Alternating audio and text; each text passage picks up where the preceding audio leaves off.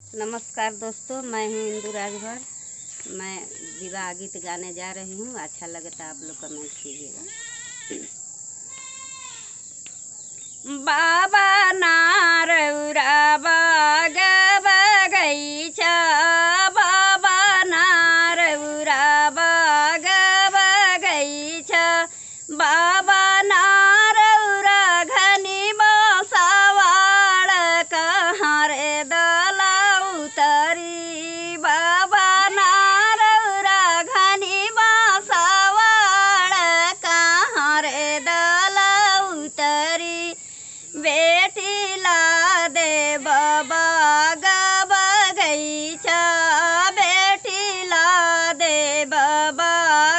बगैचा, बेटी ला दे बघनी बसावाड़ मड़ुआ दला उतरी, बेटी ला दे बघनी बसावाड़ मड़ुआ दला उतरी, बेटी किया तुहरे अजन बाजन थोर भैले, बेटी किया तुहरे अजन बाजन थोर भैले,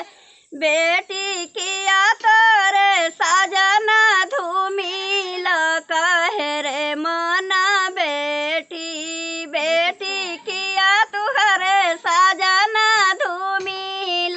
कहे रे मना धूमिल,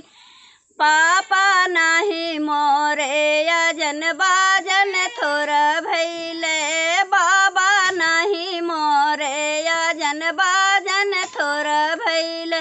बाबा नाही मोरे साजना धूमिल यही रे मना बेटी, बाबा नाही मोरे साजना बाबा नाही मोरे साजना धूमिल यही रे मना बेटी,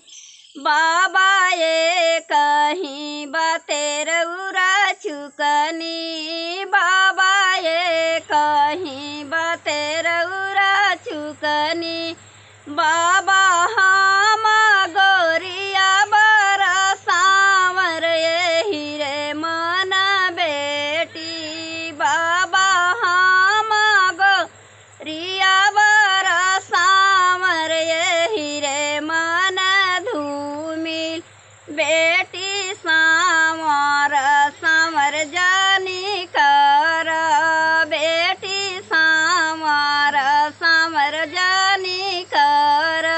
बेटी सांवर बरा हवे श्री राम यही रे मना बेटी, बेटी सांवर बरा हवे